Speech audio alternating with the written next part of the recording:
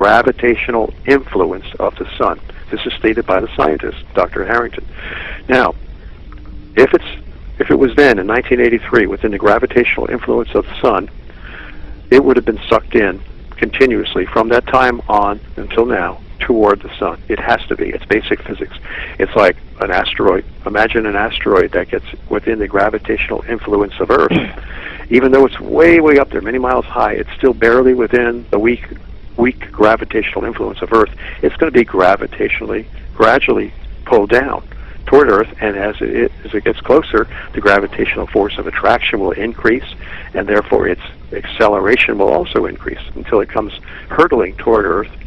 And that's exactly what is happening with this brown dwarf star, except that it's not hurtling toward Earth, it's hurtling toward the sun. You know, John, one of the indicators of this is an email I got from Richard St. Laurent up in Canada. He's another outstanding Planet X researcher. He showed me in this email these graphs of all these near-Earth object asteroids that had just gone up through the roof in the late 90s, so that would just be another indicator. So you mean there's been a tremendous increase in near-Earth objects that were sighted, huh? Yeah, a big increase. Right. Ever since from then until now. I would say like late 90s, maybe 97 or 98. That number just went through the roofs. And you know, Planet X has an entourage of accompanying celestial objects with it as it comes in. Right. So I mean, as it gets closer, visualize Planet X as a huge beehive traveling through space. You know, with a swarm of bees swarming all around it. Now that would be the gravitationally captured comets and celestial bodies of all sizes, actually. Everything from the size of small planets down to comets, and then smaller objects such as asteroids, and then even smaller objects such as meteors, then boulders, rocks, and even a cloud of iron oxide dust which it surrounds it. And that's another thing that makes it difficult to see, is that cloud of dust. Besides the fact that it emits only infrared light, which is not only visible with infrared telescopes. But the ancient historians tell us, and even the Bible is a very good ancient historical book. The Bible tells us in the book of Exodus that the waters of Egypt turned red during the time of all these cataclysms. Well, that would be explained by the tail of this comet, or one of this huge brown dwarf star on a cometary orbit, its tail sweeping the Earth with iron oxide dust that would pollute the water. And indeed, if you go to the book of Exodus, I could read it directly to you, but I could paraphrase it right now. The water was so bitter and foul from this redness that polluted the waters that the people were getting sick from drinking it. And they were digging feverishly, trying to find wells, freshwater wells throughout Egypt during this time. And not only is the book of Exodus describe this event, but also the Colburn Bible, and specifically the Ipuwer Papyrus, I-P-U-W-E-R. This is a historian, Egyptian historian, who lived through these great cataclysms. He describes pretty much the same thing, that the waters were foul and polluted, and people would vomit just from drinking this water. So John, we see what's going to happen to Earth when this red iron oxide dust its tail sweeps Earth. Well, that's another subtle way that they're leaking it out through TV shows. They did a remake of that TV series V. Remember that? What was the name of it? V. V as in Victor, where these alien humans are living here on Earth with us. Originally, the original one came out in the 80s, but they did a remake of it, and the title of the last episode of the first season was like Red Rain or Red Dust, and then... Oh, really? Yeah, I mean, they subtly tell us this stuff all the time, and then John also came across... Well, maybe we could find that. Maybe we could find that episode of V. It's titled Red Dust or Red Rain. We could find that on YouTube. Maybe YouTube has practically everything. One episode was called Red Rain, and the other Red Dust. Yeah, it's interesting. But John also come across this verse in the Bible, Isaiah 63, where it says, "God will send from afar His glittering blood-red object to its distant goal, which is Earth." Can you tell the audience about that, John? Yeah. I guess maybe as things get more disastrous, people tend to turn closer to God and seek out that invisible being. We wonder why our hearts are beating constantly, who keeps us going, who gives us the magic a miracle of life and wonderful things around us that sustain us and beautify our world. And of course, we all know that there's a God, but we ignore that God when times are easy. Well, now that times have been getting more difficult and more harrowing, I've been getting closer in my thoughts to the existence of God. Again, it sounds sort of hypocritical. You know, we turn to God when we need Him out of fear, but we don't tend to turn to Him when things are going well. Well, I started to read the Bible, and I knew that I had to pray the Bible because there's some symbolism is just so deep that no human mind could fathom some of the symbolism in the Bible. So as I was making myself consciously aware of the invisible presence of God and reading the Bible, I got to this compulsion to go to the book of Isaiah, chapter 63, and start reading. And as I was reading, I was amazed at the symbolic likeness of this Isaiah 63 with the incoming planet X. And let me see if I could take it out of the King James or the complete Jewish Bible, maybe. While John's looking that up, I'd also like to tell the audience that it must have been 2 or 3 years ago they had this tremendous red-colored iron oxide dust storm over Australia, and as we know, that's in the southern hemisphere, right, John? That's right. Now, the dust could not have been from the tail of Planet X because Planet X has not gotten that close to Earth yet. But right, but Gilbert Erickson, he thinks that was a Planet X-related event. Well, I mean, it could have been a comet. Now, a comet that was saturated with or engulfed in red iron oxide dust. Yeah, if that comet came by Earth, it could have happened. But I don't know. I mean, it's just so hard to say to draw a parallel between that red dust storm, and it certainly is something related to these celestial phenomena that are occurring now. I agree. It's just that it's hard to really say that it's related to being swept by the tail of a comet, because if we were swept by the tail of a comet, do you know what size of land masses that would engulf? That would cover much of the Earth, but this happened in a localized section of Australia, maybe 5 or 10 square miles, something like that. So I don't know what it was. It's some kind of strange phenomenon, but indeed it's related to these crazy celestial events that are occurring. Indeed, all this crazy weather is. But here's Isaiah chapter 63. Quote, who is this coming from Edom? Now, Edom symbolizes red, something red, okay? So there you go. There's a red. We know Planet X is a red body when it lights up. It's been stated that way by the ancient historians. Who is this coming from Edom? From Basra. And Basra symbolizes coming from the east. Coming from Basra with clothing stained crimson, red, so magnificently dressed, so stately in his great strength. Quote, it is I who speak victoriously, I, the Savior. And that smacks of the Lord Jesus, the Savior. Why? And then Isaiah answers God. He says, why is your apparel red? Your clothes are like someone treading a winepress. And God answers, the Savior answers, I have trodden the winepress alone. From the peoples, not one was with me. In other words, there's not one that was perfect and righteous with him. Every one of us is imperfect. He says, from the peoples, not one was with me. So I trod them in my anger, trampled them in my fury. So their lifeblood spurted out on my clothing, and I have stained all my garments.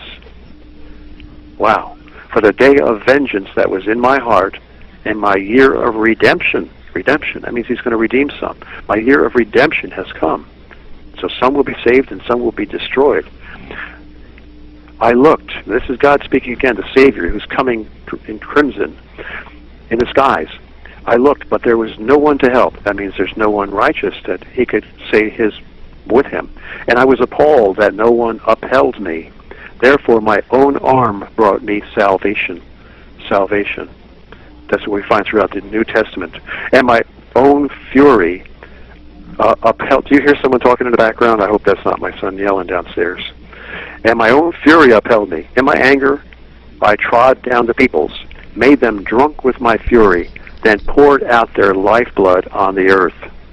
Well, I looked up the word lifeblood, and it really is not lifeblood at all. In the Hebrew, the original Hebrew from when Isaiah was spoken in the Hebrew language and wrote the first manuscripts in Hebrew. It's actually not lifeblood, but it is defined in the concordance. There's a Strong's concordance of every Hebrew language, every Hebrew word in the Bible. And in the Strong's concordance, it says that this word really means a bright red, blood red, glittering object coming from the greatest distance away to its goal.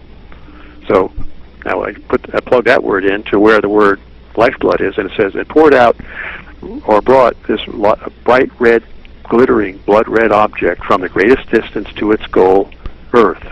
So that's what it says. God is actually prophesying that he's going to bring this object toward Earth to cause destruction.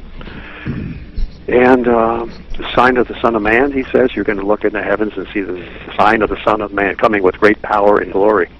Well, scientifically, that's explained by what we know is a phenomenon of electricity and magnetism, whereby this winged globe, which the ancients actually described as a winged globe, it's a glowing, plasma-drenched comet coming in. As it gets close to the sun, the solar winds interact, start blasting out waves of protons from the sun toward this incoming object. It's like a flirtation, electrical flirtation and electromagnetic flirtation too, because the sun is swirling out what's called the interplanetary magnetic field, constantly swirling this outward. And the interplanetary magnetic field and this electrical solar winds are interacting with this oncoming comet that's rendezvousing with the sun. And you see, and historians told us they saw flaming, red, glowing streams streaming out laterally, sideways, from this red glowing globe. And it looked like a glowing red winged globe. But as that globe gets closer to the Earth, which is what it's prophesied to do very soon, the discharging occurs, and it's just perfectly understandable when you realize that this electrical discharge occurs whenever a highly electrified body gets close to what's called a ground, or a highly receptive, electrically receptive body such as Earth. If you're walking on a carpet picking up a lot of static electrons on your body, and you approach a doorknob, you get very close. How many of us have experienced this? Get very close, your hand almost touches the doorknob, and all of a sudden you get this sharp, stinging zap. It's a discharge of electricity from your body. You built up an excess of electrical charge, and now it's discharging to this receptive metal object, the doorknob. Every one of us has been stung in that way. Well, that's exactly what will happen on a cosmic scale when this comet comes by with already streaming solar winds blowing out sideways, giving it wings. It's going to discharge down, and what is formed? An electrical glowing sign of the cross. A cross. A discharging vertical column of plasma will discharge to the Earth. And that's the sign of the Son of Man that the Lord Jesus prophesies in the Bible, where he says you'll see the sign of the Son of Man coming in the clouds of heaven with great power and glory. Hey, John, I have a question for you. You guys, I got to go. I got company, but this has been great, and you're going to leave for company? You're going to go away from us just for some company? Oh, that's unbelievable. I've been expecting somebody to come and see me, and they're here now, but I'll just let Don finish with you, Bill. Okay, that's good. Thanks for coming on, Sheldon. John, I enjoyed joining you guys. It was great. Okay, good being with you. Take care, man. Talk to you later, guys. Thanks, Sheldon. Yeah, bye-bye. John, I have a question for you about the biblical passage that we're talking about right now, and that is this: didn't the ancient Native Americans, the Indians, and the possibly the Mayans, didn't they also have a I want to say a caricature of this two-winged object? I believe they called it what was it, the blue kachina and the red kachina, and they also had the Thunderbird symbol. Isn't this the same thing? Right, exactly. That's right. That Thunderbird was what the natives of Central America, Mexico, and South America saw in the sky. Well, it's actually the American Indians of the southwestern U.S., right? Yes. They had the Thunderbird symbol. And I'm looking at Zechariah Sitchin, incidentally, the great archaeologist and ancient historian. He wrote the landmark book, The 12th Planet, and he passed away. He died just about a year ago, I think, or during this past year. He wrote the landmark book, The 12th Planet, which most of us have heard of and read at least parts of. And I'm reading from page 240 of Zechariah Sitchin's book, The 12th Planet. And this is what it says here on page 240. Recognized as a great traveler in the heavens, soaring to immense heights at its apogee. That means as its greatest distance away from the earth, and then coming down, bowing unto the heaven at its perigee. That is, as its closest approach to earth. This planet was depicted as a winged globe. So he's saying when it gets close to Earth at perigee, the planet became a winged globe. Well, it certainly would begin to glow more, even going above there as it got closer to the sun and right above the Earth, moving toward the sun. The solar excitations would make it glow and stream out protons in both laterally from it to both sides, forming what appear to be wings on this globe.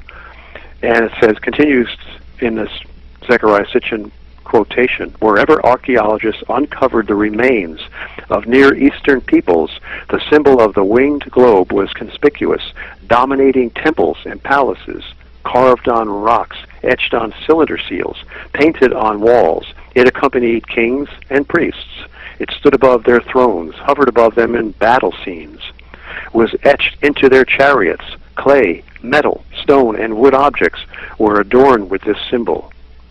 And it goes on and on. It says, the rulers of all these nations, Sumer and Akkad, Babylon, and the rulers of Assyria, all revered this symbol. The Hittite kings, the Egyptian pharaohs, the Persian shahs, all proclaimed this symbol and what it stood for, supreme. They proclaimed it supreme. And it remained so for millennia. Central to the religious beliefs and astronomy of the ancient world was the conviction that this 12th planet, the planet of the gods, remained within the solar system, and that its grand orbit returned it periodically to Earth's vicinity. The pictographic sign for this 12th planet, the planet of the crossing, was a cross. Imagine that, a cross. So there you go. That sort of confirms what I was saying that will happen again. As this winged globe, it becomes a winged globe due to the solar flirtation that occurs as it approaches its rendezvous with the sun.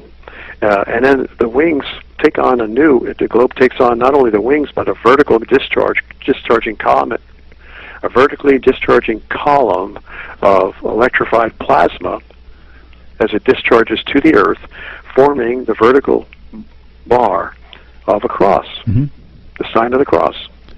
So this is really amazing, really very, very prophetic, and I think it tells people that, turn to God in your hearts, no matter what image we have of God, and we should be actually receptive and respectful of whatever concept a person has of God, because remember, when that person begins to communicate with God in their mind, and just recognize His appearance and take some time away from the loves of this world and the cares of this world to communicate spiritually through meditation. I really do believe that meditation is a way to get closer to God. I think the Hindus and the people who practice meditation have the right idea, clearing your mind of all extraneous thoughts and just imagining the presence of God, and then you can commune with Him. Well, if we were to do that, suppose we have a false image or a mistaken image of God, like some people do. It doesn't matter what our notion of His character is. If we simply commune with Him, He will then transfer to our minds His own character and His own being and His ways. So I'm never afraid of anyone who says, "Yeah, I believe in God," but not the Christian way, because the real God will make Himself known to anyone who opens their minds to Him. Now, this would be the Spirit of God, right? Yeah, it's an invisible spirit, and we cannot see God. He's invisible. Well, we certainly can feel His, like Planet X. They could not see Planet X way out there when it was pulling on the outer planets, tugging at the planets in their orbit. But certainly they knew that it existed because of its effects, its gravitational pull. Right. Similarly, we cannot see God, but we can see His effects all around us.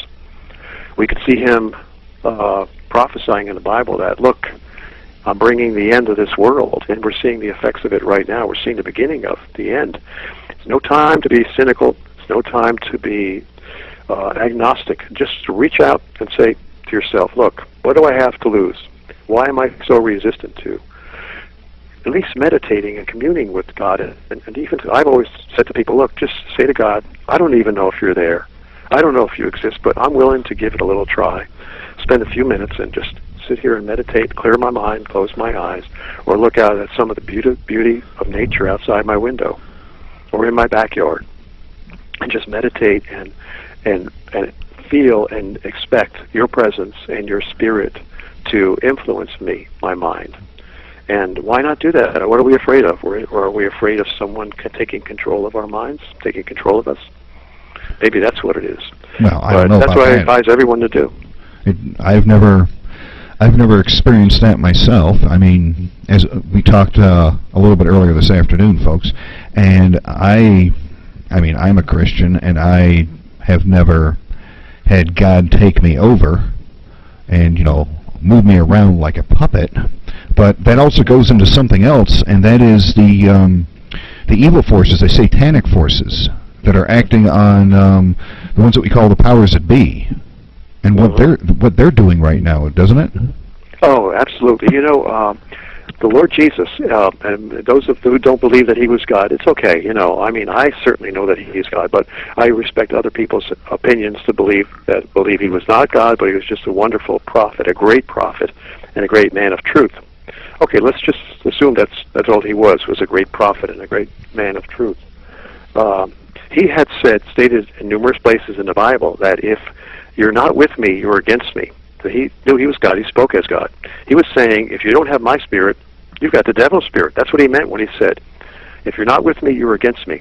And then he also said, fortified that interpretation by saying that when the demonic spirit is cast out of a man, that spirit wanders around. Now here we have the Lord Jesus, a man of great truth and honesty who never lied. Mm-hmm. He said that spirit wanders around looking for a new home after he's been cast out of someone's body.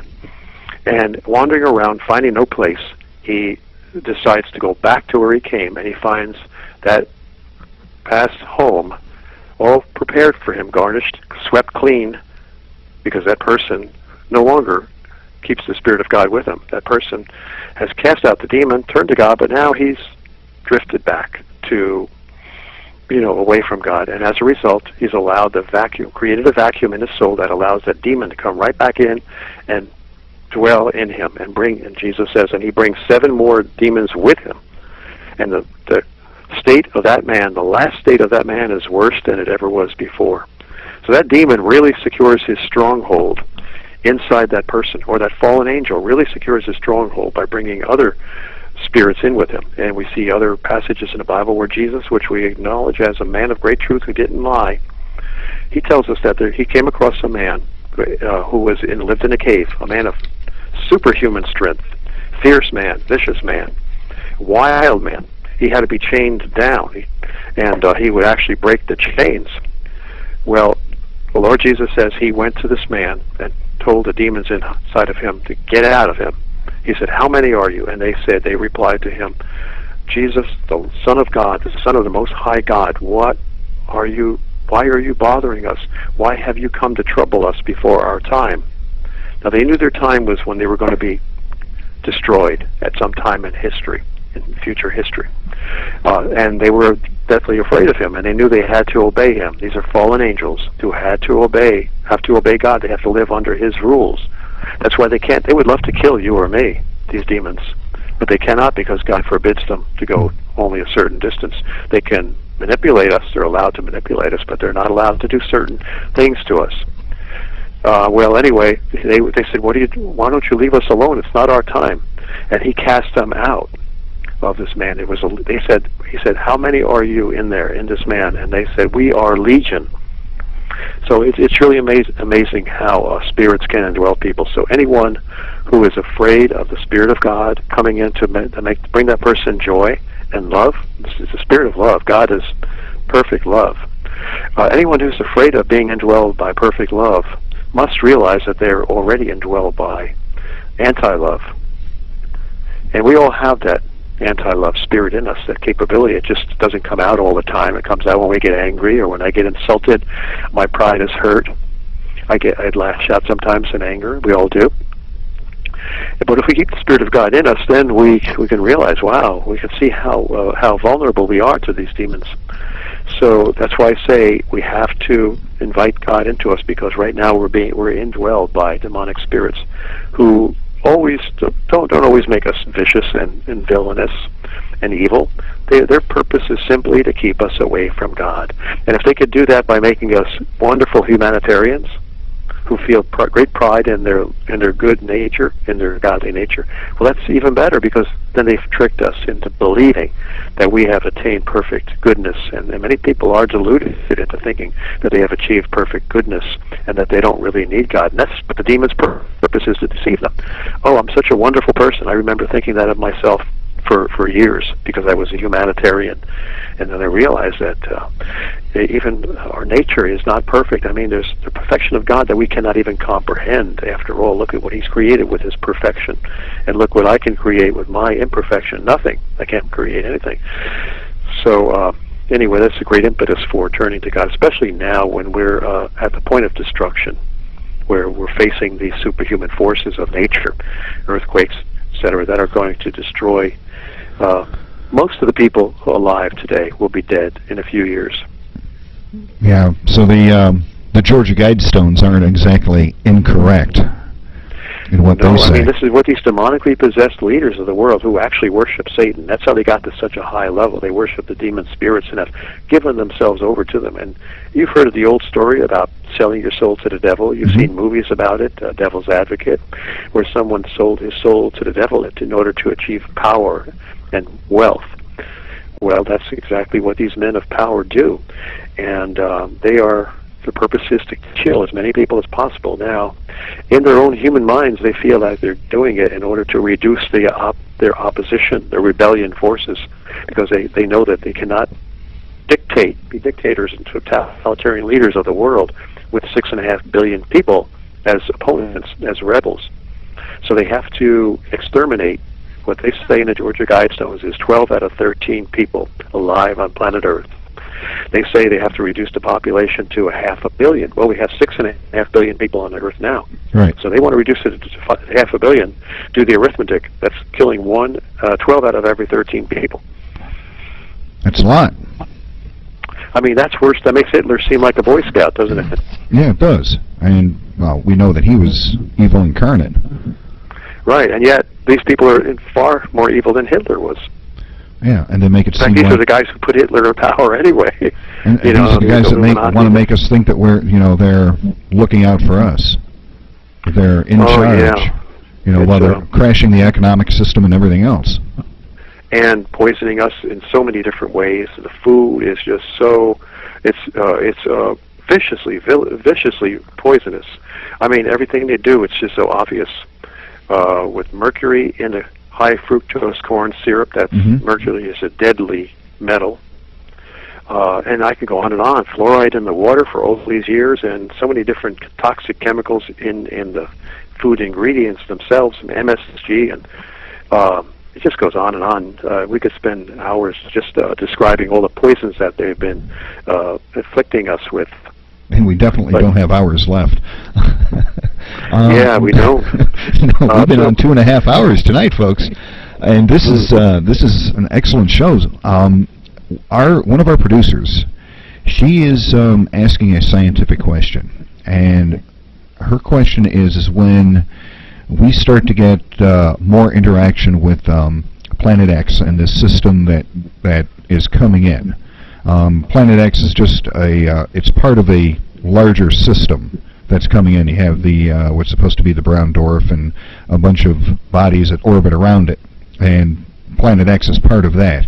When this comes in and this starts interacting with the Earth and we start getting all of these earthquakes, she's wondering what types of tsunamis, wave heights specifically, what historically can we look for on this particular Well, I believe now the ancient Egyptian priests who were visited by the great philosopher and Greek philosopher and historian Plato, I think it was around, what was it, was it 600 BC or 300 right around BC? there. I'm trying to remember. 650, 600 BC, right around there. Okay, right. Around 600 BC, Plato visited the ancient Egyptian priests, and the Egyptians prided themselves in being the greatest historians in the world. Isn't that where we get the Colburn Bible from? Pardon me? Isn't that where we get parts of the Colburn Bible from? Yes, right. The Ipuwer Papyrus, I believe. The Colburn Bible describes the catastrophes that occurred with the last passage of Planet X 36 and a half centuries ago. And there was a man named, I have to do more study on, there's another person too, but one of them was Ipuwer, I believe, Ipuwer, and he survived it and wrote about the catastrophes that he experienced, and these descriptions run parallel to what the Bible tells us in the book of Exodus regarding the 10 plagues of Egypt. But the tsunamis now you're talking about, back the ancient Egyptian historians, I believe, told, I have to go look at the quotations from the books, written to Critias and to Timaeus, two papers written by historical documents, I think written by Plato, where he relates what the Egyptian priests told him came from their history of the sinking of Atlantis, which is believed to have occurred around 9000 BC, that these waves that inundated the continent of Atlantis were like hundreds of feet high, many hundreds of feet high. I mean, whole land masses were sunk. And so these tsunamis are going to be, people have to be prepared. Well, right now they haven't gotten real bad, so we can take evasive action. And my plan was this: for everyone living on the East Coast, we have about 40 million, 50 million people living along the East Coast of the United States. But let's not forget the poor people down in Central America and South America too, and also in Canada. Every one of them will be inundated when this, what the geologists tell us is a great, great threat of a tsunami originating in the Canary Islands. On one particular island in the Canary Islands, the island of La Palma, which contains the volcanic mountain, the Cumbre Vieja volcanic mountain. Now, Dr. Simon Day, who is the leading, and Dr. Bill McGuire, the leading geologists stationed on the island, the Canary Island of La Palma, they tell us in this wonderful documentary that has been presented many times on the Discovery Channel. It's from the BBC, British Broadcasting Company TV, and it warns people over and over again about this possible tsunami. It doesn't talk about Planet X, but they're so concerned about the tsunami, and I think some of the producers know that there is a threat of Earth changes due to Planet X, and that's why they're airing this program. It's called Mega Tsunami. They tell us, Dr. Simon Day and Dr. Bill McGuire of University College London tell us that this western flank of the Cumbre Vieja volcano has been dislocated, totally disconnected from the mountain proper. It's the western flank in the far eastern end of the Atlantic Ocean, right off the coast of Africa. When that dislocated slab, slides into the ocean, it will create a tsunami. They have scientifically studied, using computer calculations and small-scale modeling, to give us an accurate estimation of the height of the tsunami wave. The scientists at the Swiss Federal Institute of Technology in Zurich, Switzerland, have done most of the research to estimate the size of this wave, which would be caused by the collapse of this western flank of the mountain into the Atlantic Ocean. The western flank weighing, what Dr. Simon Day tells us, is 500 billion tons of rock. 500 billion tons would slide out and cause a displacement of water. It's like punching, your fist into water, or throwing a heavy, let's say you took a bowling ball and plunged it into a swimming pool. During the time that bowling ball is penetrating the water, it's displacing far more water than the actual volume of the bowling ball. So likewise, when this mountain plunges in, it's going to displace far more water than its actual volume. When this western flank of the mountain collapses. And they say it will create a tsunami. Well, the first plop, they say, will be higher than 2 Empire State Buildings. It will travel across the Atlantic Ocean toward the Americas at a speed of about 450 miles an hour. It'll take about 8 hours to reach the east coast of the Americas. No one will have adequate time to evacuate. The governments don't care. The governments are not even telling us about this, because, of course, their purpose is to reduce the population anyway. Right. So it's up to the citizenry to get together, to organize. And I've been trying to get people, to prompt people to contact emergency medical personnel. The most receptive, motivated people we could find would be emergency medical personnel and firefighters. These people are trained to deal with emergencies, to tackle emergencies, and not to flee in fear from emergencies. So these are the people we have to contact and organize and alert to this growing threat. The scientists on La Palma, Dr. Simon Day and Dr. Bill McGuire, have been warning this year about increases in earthquake activity, as Sheldon had mentioned, all around the island of La Palma. In fact, they had to evacuate people from one of the Canary Islands this summer because of increasing earthquakes. And there is a volcano actually bursting upward from the seafloor, just north of one of the islands, very close, getting close to the island of La Palma. So even the disruption of the Earth's surface around that area could dislodge that half-trillion-ton western flank of the Cumbre Vieja volcanic mountain and trigger this instantaneous tsunami. And we wouldn't have advance warning.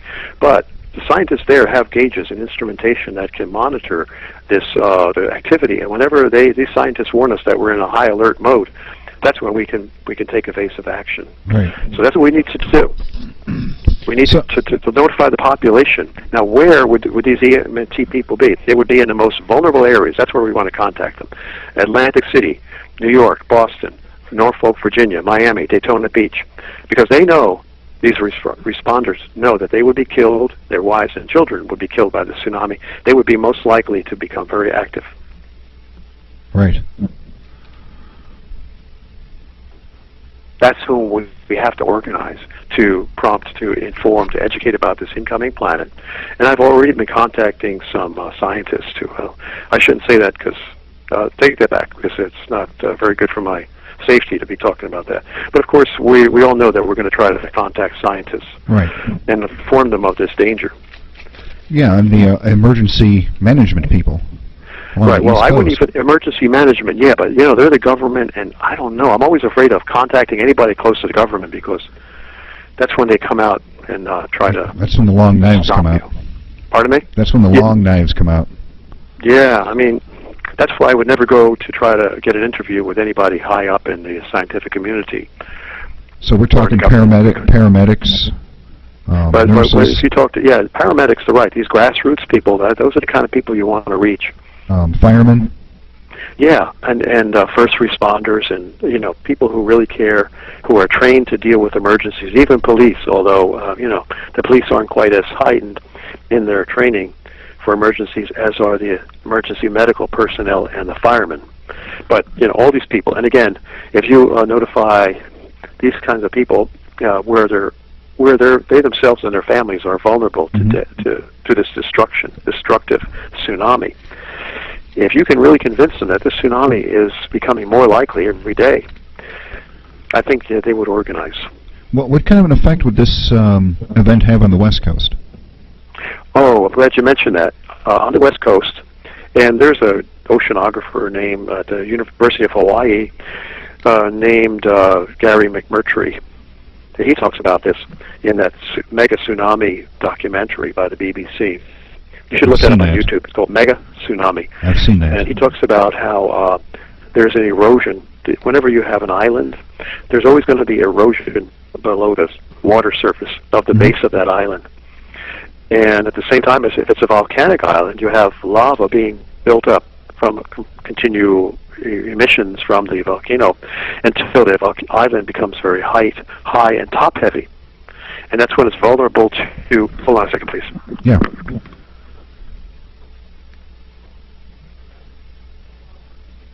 We're talking about the mega tsunami that is expected when the side of the volcano in the Canary Islands collapses. That's okay. Anyway, it becomes top-heavy and it's prone to collapsing into the ocean. Right. And that's how you get these mega landslide-driven mega tsunamis. Incidentally, I was watching the Science Channel, and they're talking about these kinds of events. And they happen to state that 4,000 years ago, the island of Réunion is a French word, but it's actually spelled just like the word reunion. The island of Réunion off the coast of Madagascar in the Indian Ocean collapsed and caused a tremendous tsunami. 4,000 years ago, well, look back, and when was the last passage of Planet X? Nearly 4,000 years ago, 36 and a half centuries. Now, their estimation of that collapse as being 4,000 years ago. That's a very rough estimation. Mm-hmm. But we have a more accurate estimation because we know what the orbital period of Planet X is. So we can pretty much assume that that collapse occurred due to the trauma to planet Earth that was caused by Planet X around 1650 BC. In fact, we also have evidence from geologists that the great Santorini volcanic caldera in the Aegean Sea exploded around 1650 BC, 36 and a half centuries ago, due to the approach and the devastation, gravitational and magnetic devastation exerted on Earth by this passing brown dwarf star. So let me get this straight. All of these islands around the world that are prone to this type of activity where part of the landmass may slough off into the ocean, this could all happen in rapid succession around the world? Probably will, not could, but probably will happen in rapid succession. Suppose you have, okay, let's say, suppose you have a tray of, it's loaded with these ice cream cones or whatever, and they're standing up on ice cream cone holders or whatever, and they're all triple-decker ice cream cones. And someone that comes by and starts rattling that tray, all of them are going to start to topple over. Right. At the same time. What about the glaciers and the ice packs in the Arctic and the Antarctic Ocean? Were they gonna that too. fracture The trauma from this incoming planet, the just the seabed alone. I mean, the lithospheric crust of the Earth that underlies at least the Antarctic, which is, and the Arctic too, because you have a seabed of crust in the Arctic region too. As it begins to melt, and it becomes more vulnerable to collapse, and as the seabeds begin to buckle due to the magma, the mantle becoming more fluid and heated up and becoming more active, churning more vigorously, then you have the crust beginning to bulge and buckle and move and shift, and that's when you're going to get all these collapses of ice shelves. Right. And it's been happening already. No, I have another question, and this might be a dumb question. How much activity would it take to actually shift the poles, the pole shift that we hear about? Well, would this type of activity be enough to do that, having that much water and weight moving around the world all at the same time? It definitely would, because we have ancient historical evidence that this has really happened. Like years ago, when I was studying as a for a science degree in education, my geology professor stated, and I'll never forget this, he said, at one time in Earth's ancient history, Earth actually precessed on its axis, meaning it tilted vertically. And he said, we don't know why. Hold on a second, please. Yeah.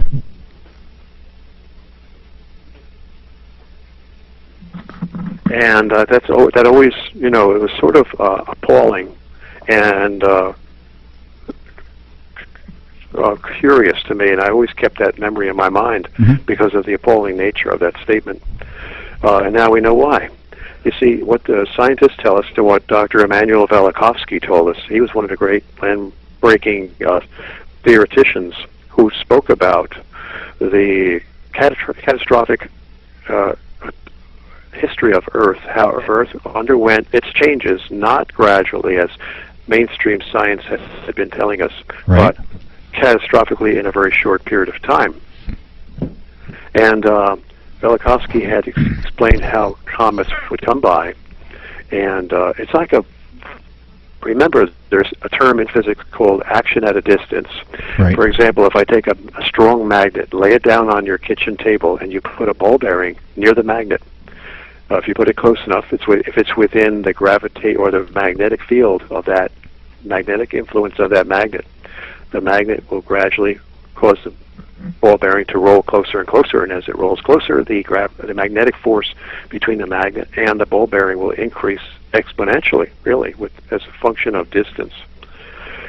In other words, if the ball bearing gets one half of its original distance away, it comes halfway toward the magnet, the keep on saying gravity. The magnetic force on that ball bearing does not increase, does not double when the distance becomes half, but the magnetic force actually quadruples, because so we see a force increasing as the inverse square of the distance between the attracting object and the attracted object.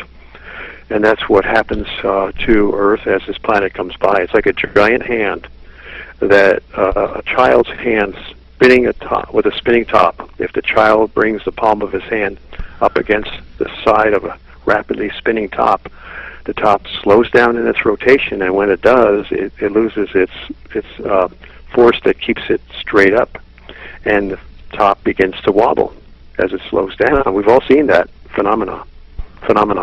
Right. And the slower it gets, as it slows down more, it wobbles. The wobble becomes more accentuated, and eventually the top topples vertically, falls over. And that's what God is prophesying in the book of Isaiah chapter 24.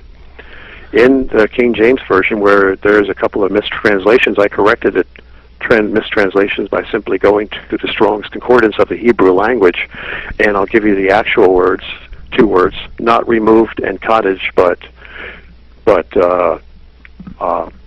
nod like a hammock. I'll paraphrase Isaiah chapter 24.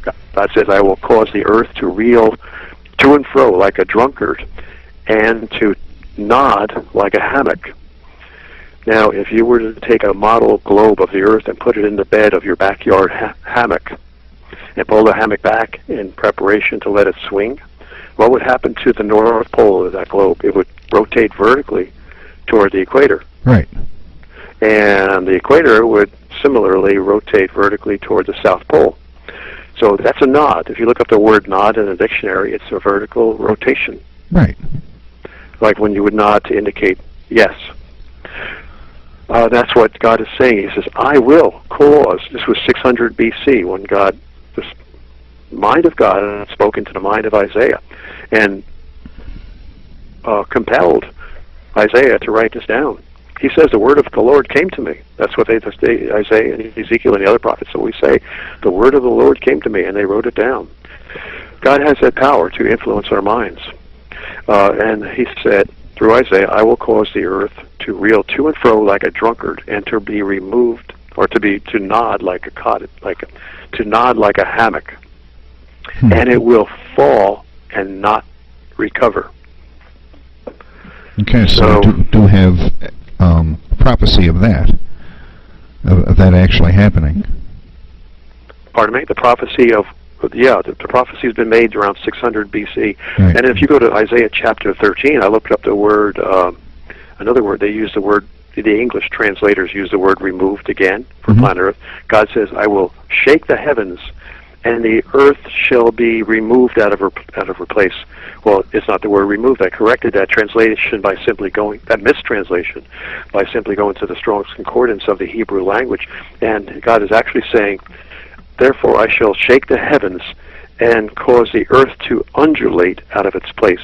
Undulate is, like a waving, bobbing motion, just same as reeling to and fro like a drunkard, or wobbling. So, and the outer planets have actually wobbled. So here's another answer to, I guess I'm making this long drawn out, but it's really worth the time and effort. We have seen the actual evidence of planets wobbling. The distant outer planets of Neptune actually wobbled. And that's been scientifically proven. Neptune went through a pole shift where it actually rotated vertically. It tilted vertically. There was what's called a wizard's eye, or a whirlpool on Neptune. Right. And that wizard's eye shifted vertically, which proved that Neptune went through a precessing of its axis. So it's already happened. Why? Because Planet X was out there exerting a gravitational influence on Neptune, which we have yet to see. Right, and it's coming this way. Yeah. Yeah. Well, you know what? We've been on the air for 3 hours now, so we are going to wrap it up for the evening. I'm wondering, are you available to continue this next Saturday night? Yeah, I think so. Okay. I'd be happy to help to bring this information to people who are going to need it. Because we're really starting to get into the really good stuff now, so if we can take up from the pole shift aspect of it, and get into the really scientific and prophetic sections of this. This would be, I think, really amazing for people. Yeah, I mean, it would be wonderful for people to learn about this, and my main purpose is to get them to understand that we have our only hope eventually, as these disasters build up and intensify. Our only hope is to turn to God in our hearts and our minds. In our comfort, the comfort of our world, we tend to be aloof from God, but now we have to start meditating. You know, getting our minds relaxed into a meditative state, and just make ourselves consciously aware of the presence of God, and that's it, not to think any thought at all, just clear our minds of all thoughts, and just feel the presence of God as we're looking at some beautiful scenery around us, and that's what we have to do to commune with God, and allow God to talk through us, to speak through us, to work His thoughts into us. It's all love. It's something that's going to be greatly beneficial to all of us. And suppose I were to die fat, dumb, and happy, and not experience these catastrophes, then I would die forever. I would never live again. Right. But this way, I will have an eternal life with God in a brand new, indestructible body, which He promises to give us in the Scriptures. Not an ethereal plasma, but an indestructible body for eternity in a new world which we cannot conceive of. Well, I think if everybody practices meditating this week and clearing their heads, I think that that might help us out next week when we talk about this. Yes, right. That's a good idea, and I'm going to try to continue doing that myself. It's very difficult, but we get distracted. But yeah, I'm going to continue to do that, make that a part of my ongoing daytime activities. Yeah, I try to do that at night before I go to sleep. Just try to clear my mind and make it blank. Yeah, we've always all heard about the benefits of meditation, and I think it's about time we started to experience those benefits. I think so too. Okay, folks, we are way past out of time. What we're going to do is we're going to transcode this, get this up on YouTube, and then we are going to repeat this show here on the stream so that you can listen to all 3+ hours of it continuously until Monday evening when we do our regular political talk show. And I'd like to thank our guest, John DiNardo, for coming on the show. And we're going to talk to you again next Saturday, and we'll set up a time for the broadcast whenever it's convenient for you. Okay, John? Sure. Whenever I'm willing to appear at your convenience, Bill. Okay. Well. So I know you're producing this, and it's going to be difficult. So I'll leave the timing to you. Okay. We'll leave it at that then, and this show will repeat. And John and I will speak during the week, and we will set up next week's show, and you can come back to the main show page or check the YouTube channel. That'd be Sun Sky Mysteries channel on YouTube, and we will be talking again next week. John, thank you for joining us. We appreciate it. Thanks so much for your hospitality, Bill. Yes, and have a good rest of the weekend. Thank you. Same to you. Okay, thank you. All right. Bye-bye, Bill.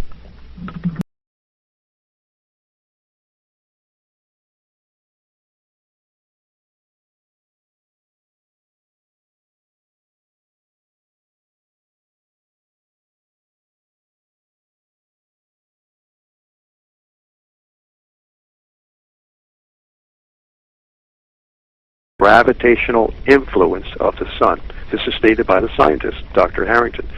Now, if it was then in 1983 within the gravitational influence of the sun, it would have been sucked in continuously from that time on until now toward the sun. It has to be. It's basic physics. It's like an asteroid. Imagine an asteroid that gets within the gravitational influence of Earth. Even though it's way, way up there, many miles high, it's still barely within the weak gravitational influence of Earth. It's going to be gradually pulled down toward Earth, and as it gets closer, the gravitational force of attraction will increase, and therefore its acceleration will also increase until it comes hurtling toward Earth. And that's exactly what is happening with this brown dwarf star, except that it's not hurtling toward Earth, it's hurtling toward the sun. John, one of the indicators of this is an email I got from Richard St. Laurent up in Canada. He's another outstanding Planet X researcher. He showed me in this email these graphs of all these near-Earth objects, asteroids that had just gone up through the roof. in the late 90s, so that would just be another indicator. So you mean there's been a tremendous increase in near-Earth objects that were sighted, huh? Yeah, that big increase. Right. Ever since from then until now. I would say like late 90s, maybe 97 or 98. That number just went through the roofs. And Planet X has an entourage of accompanying celestial objects with it as it comes in. Right. So I mean, as it gets closer, visualize Planet X as a huge beehive traveling through space. With a swarm of bees swarming all around it. Now that would be the gravitationally captured comets and celestial bodies of all sizes, actually. Everything from the size of small planets down to comets, and then smaller objects such as asteroids, and then even smaller objects such as meteors, then boulders, rocks, and even a cloud of iron oxide dust which it surrounds it. And that's another thing that makes it difficult to see, is that cloud of dust. Besides the fact that it emits only infrared light, which is not only visible with infrared telescopes. But the ancient historians tell us, and even the Bible is a very good ancient historical book. The Bible tells us in the book of Exodus that the waters of Egypt turned red during the time of all these cataclysms. Well, that would be explained by the tail of this comet, or one of this huge brown dwarf star on a cometary orbit, its tail sweeping the Earth with iron oxide dust that would pollute the water. And indeed, if you go to the book of Exodus, I could read it directly to you, but I could paraphrase it right now. The water was so bitter and foul from this redness that polluted the waters that the people were getting sick from drinking it. And they were digging feverishly, trying to find wells, freshwater wells, throughout Egypt during this time. And not only is the book of Exodus describe this event, but also the Colburn Bible, and specifically the Ipuwer Papyrus, Ipuwer. This is a historian, Egyptian historian, who lived through these great cataclysms. He describes pretty much the same thing, that the waters were foul and polluted, and people would vomit just from drinking this water. So we see what's going to happen to Earth when this red iron oxide dust its tail sweeps Earth.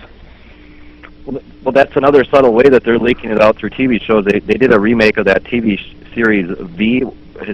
Remember that? What was the name of it? V. V as in Victor, where these alien humans are living here on Earth with us.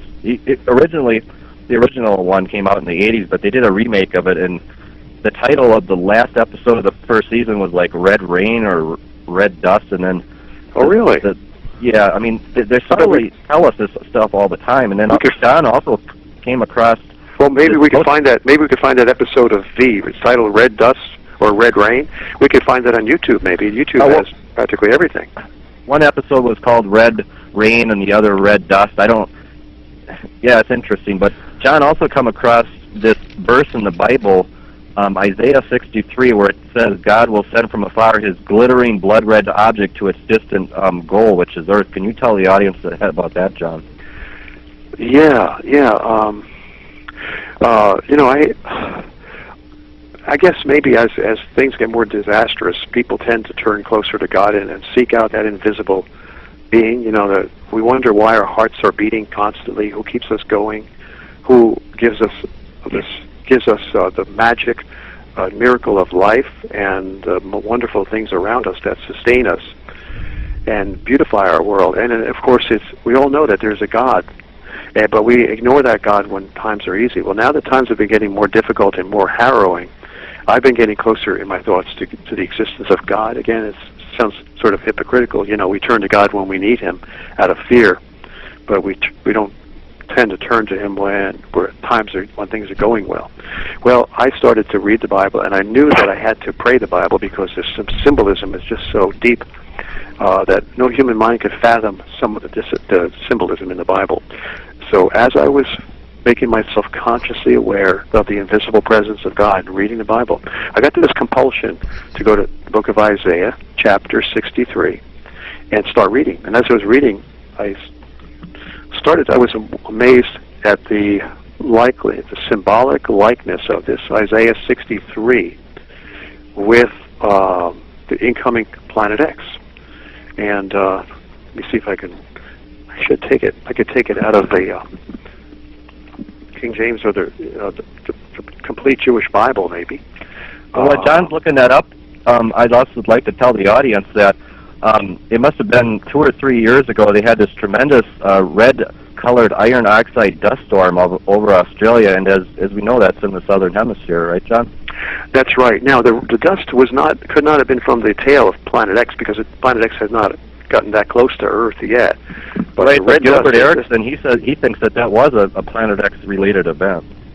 Well, I mean, it could have been a comet. Now, a comet that was saturated with or engulfed in red iron oxide dust. Yeah, if that comet came by Earth, it could have happened. But I don't know. I mean, it's just so hard to say to draw a parallel between that red dust storm, and it certainly is something related to these celestial phenomena that are occurring now. I agree. It's just that it's hard to really say that it's related to being swept by a tail of a comet, because if we were swept by the tail of a comet, do you know what size of land masses that would engulf? That would cover much of the Earth, but this happened in a localized section of Australia, maybe 5 or 10 square miles, something like that. So I don't know what it was. It's some kind of strange phenomenon, but indeed it's related to these crazy celestial events that are occurring. Indeed, all this crazy weather is. But here's Isaiah chapter 63. Quote, who is this coming from Edom? Now, Edom symbolizes red, something red, okay? So there you go. There's a red. We know Planet X is a red body when it lights up. It's been stated that way by the ancient historians.